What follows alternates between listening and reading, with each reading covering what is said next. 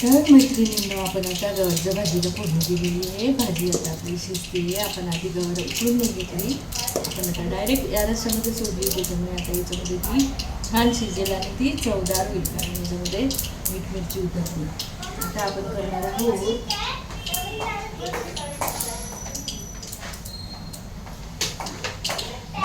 आहोत आता कुरमुरीचं भरण. त्याच्याकरता आपण जिरं मोहरी तडतडली आणि थोडीशी हळद टाकू.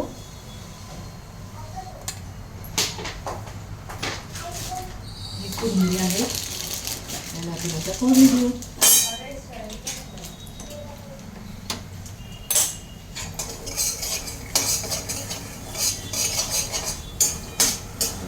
मीठ मिरची टाकू.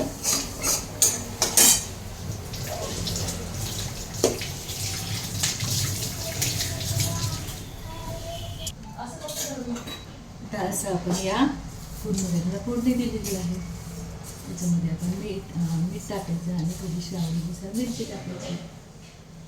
थोडंसं आपण मीठ टाकूया, कारण कुरमुरे हे खारटच असतात.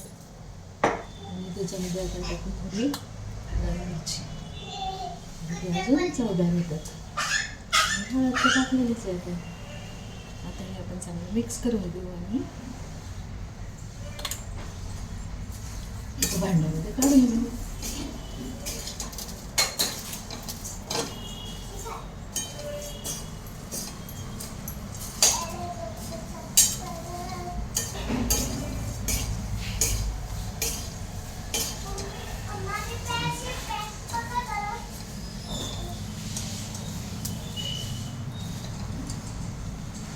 असा आपला कुरमुऱ्याचा चिवडा तयार होतो.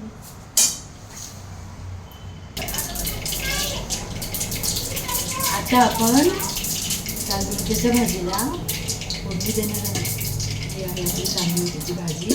आपली जिरं मोहरी तडतडली आहे. त्याच्यामध्ये आपण आता टाकणार आहे लाल मिरची फोडून ठेवलेली आहे. ती अशी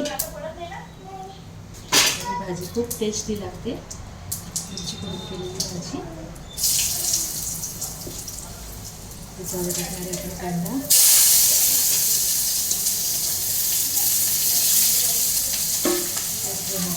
झाकून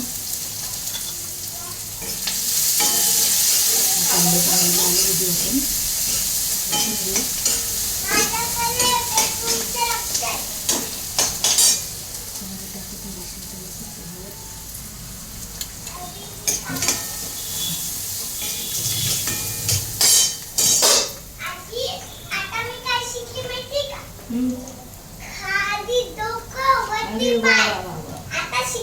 अशी शिकली वा.